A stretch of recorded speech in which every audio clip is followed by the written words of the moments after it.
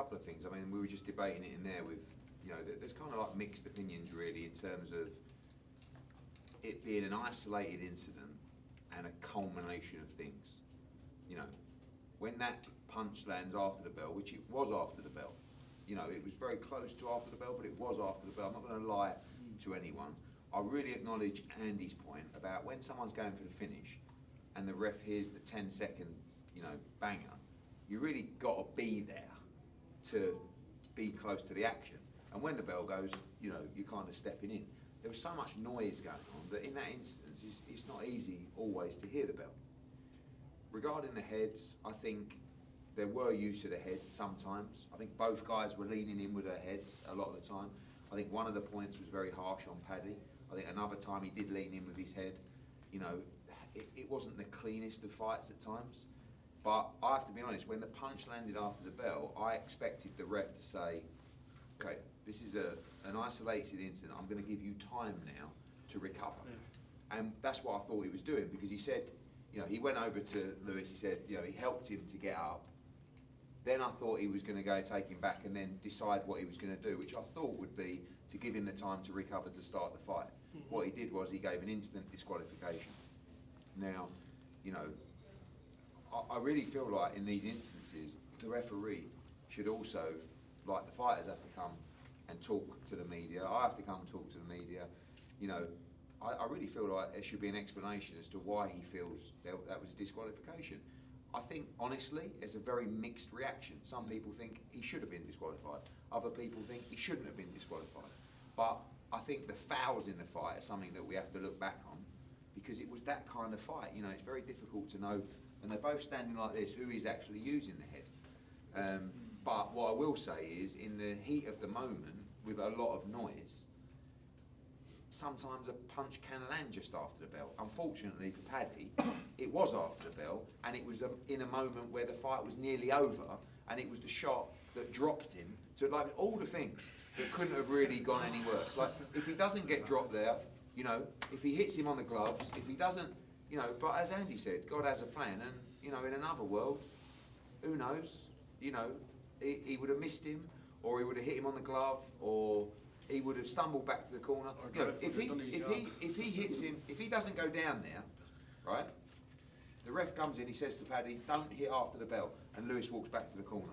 The fact that it was a big shot that actually dropped him and looked like it was the finish of the fight made everything much worse. So, you know, it's difficult for me because I've got both fighters in the fight. I've got Billy Nelson shouting at me that I'm being, you know, biased to Paddy Donovan, and then I've got Paddy Donovan, you know, before the fight probably thinking, fuck me, Eddie Hearn's brought me to Belfast. You can't win. Do you know what I mean? He boxed out of his skin. He was winning the fight comfortably. He was on the way to winning the fight.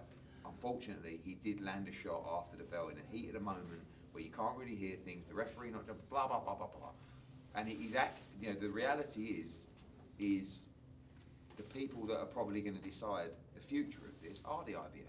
Would I like to see a rematch? Yes. Would I be trying to make a massive rematch in the summer? Yes. If I was Billy Nelson and Lewis Crocker, would I take the rematch? I don't know. Can they, in all seriousness, jump in the world title shot in the back of that? Well, I mean, yes, because they're mandatory. But if the IBF decide, no, they're not mandatory because we're calling a rematch, they're not mandatory. But also, the world title shot might not be till the end of the year. There's going to be a lot of pressure on Lewis Crocker to take the rematch. But in the heat of the moment, like everybody is now, and everyone, you know, angry and like, you know, I reckon they're probably sitting there going, fuck the rematch.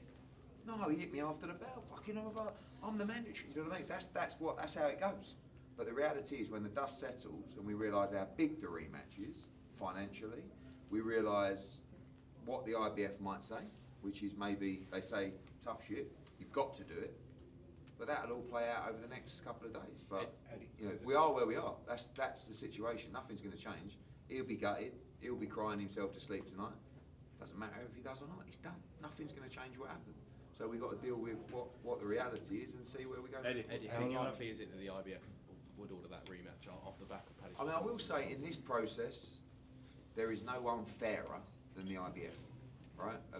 In my opinion, of this appeal process. All the governing bodies are fair, but the IBF particularly, I've been in this appeal process a dozen times. Probably the most famous of those George Groves against Carl Froch in the first fight, where they ordered the rematch because of the early stoppage. So, you know, I mean, I don't know. I mean, you know, it's going to be a panel of people who know boxing, who will have to make an educated decision on what they feel is right. And I think there's so many things to consider.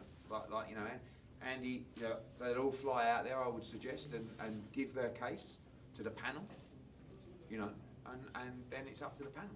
Eddie, is there anything you can do from your end? 'Cause obviously it was a terrific atmosphere in here tonight. A lot of people are saying, look, that kind of needs to be run back. I think that's the general consensus. Obviously, got to look at their situations in an isolated way now after the fight, but would you, from a promotional standpoint, maybe sort of say, look, this is the right thing to do to the IBF, and would that have any bearing on it? No, that's kind of like an independent decision from a panel. What I will be saying is, I want to do the rematch. I won't be saying to the IBF, come on guys, like, you know, it doesn't work like that. That's an independent panel that will make an educated decision based on the facts. You know, and I'm not, you know, I don't hide behind trees and cry and lie. I suggest there is a rematch. And, you know, whether that makes me unpopular with Lewis and Billy, I can't tell you, I can't sit here tonight and say that was a terrible decision, in my opinion. It's a heat of the moment decision where the referee's got to make a call. Now, was he right or wrong? And in a situation where it's a 50-50, generally there will be a rematch ordered. Because, you know, it's not a benefit of the doubt thing. If it's an unsure decision, generally they'll order a rematch, you know.